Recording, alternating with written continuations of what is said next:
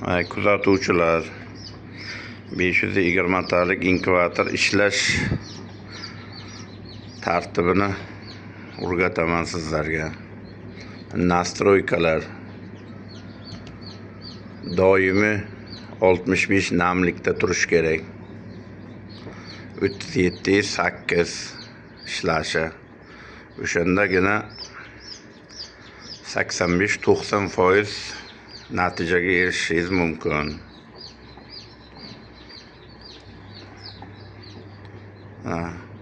Namlik tushib ketishlari hisobini olishni nazoratga ushlasangiz, shunday natijaga erishishingiz mumkin. Nastroykalarini tushunsangiz kerak, menimcha. Natijani ko'rsataman sizlarga. 21 kun holatida ochib chiqqan suv doimiy nazoratda bo'lib tursa,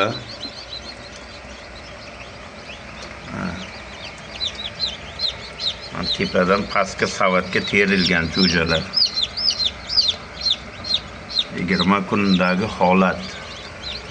Mana birinchi klitkadan natija.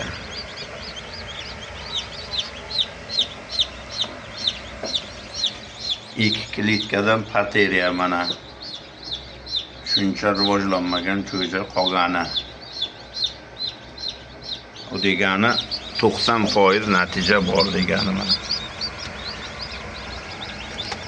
Mana bunday holatdagi jo'jalarni ochishga harakat qilmang. Bu keyin juda zaif bo'lib holatda rivojlanmay qoladi. Buni ochmang buni.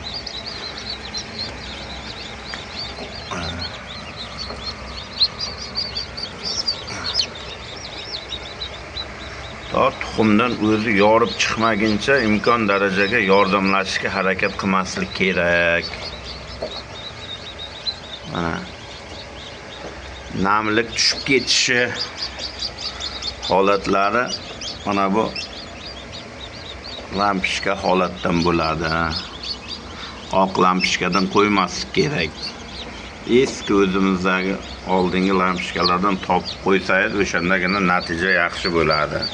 Namlik tushib ketmaydi. Tokni ham ekonom qilish natijasi mana holatga qarab o'chirib qo'ysangiz bo'ladi. 37 8 38 ga chiqib ketgan payt svetni o'chirib qo'ysangiz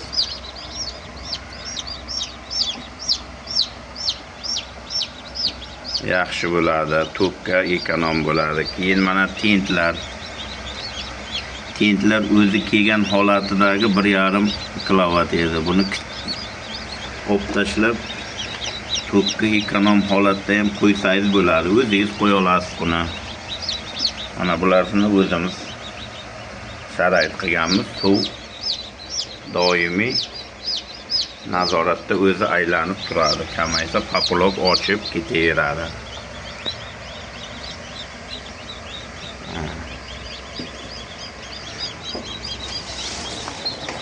Endi mana quriganini imkon qadar quritildimi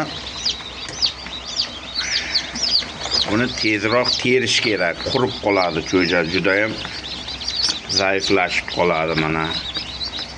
Quriganini boshqa savatga olavering, ko'p ham inkvatorning ichiga turmasin. Mana biz teryapmiz. Endi tuxumdan chiqqanlarini bunga solaveramiz endi. Shunday holatda qilsangiz 90% natijaga erishasiz. Imkon qadar mana buni men hozir ochib qo'yibmiz. Ochmaslikka harakat qiling. Biz shamollatish uchun ochib qo'yibmiz buni. Mana natija. 2 klitkadan. Buni birdaniga to'ldirib qo'yilsin degan joyi yo'q. Kunlik qo'yaversangiz ham bo'ladi tuxumda. O'zi ochiladigan payti bo'lsa, o'zi ana qilib mana pastga terib qo'yaverasiz. Bir kunga 10 ta tuxum topsangiz ham qo'yaversangiz bo'laveradi.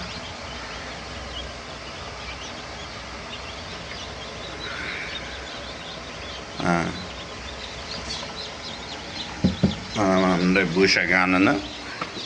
bo'shaganiga tuxum topsangiz topib kulni qo'yaversangiz ham bo'ladi. Mana bitta kilitga bo'shagan, mana bugun tuxum qo'yiladi. Mana bu ham kechgacha bo'shaydi. Kulni qo'yib ketaversangiz, navbat ochib ketaveradi. Buni birdan to'ldirsin degan joyi yo'q.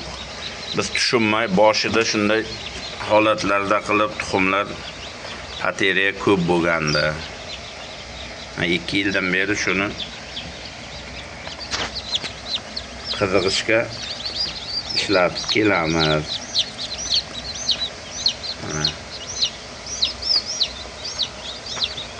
Nastroykalarini doimiy ushlasangiz, endi hozir ochganda pasayib ketdi. 37.8 65. Mana bu ham 65 o'zi tend ishlayveradi. Juda pasayib ketgan payt nastroykasi mana svetni o'chirib qo'yasiz. 37.8 ga ushlayveradi, keyin orqadagi tend ishlab ketaveradi. Svetni o'chirsangiz to'pga ekonom, tendni ham qisqasidan qo'ysangiz, anasini pasrog'idan klavatini tendni unchalik ham qaynatib suvni anaqa turish shart emas.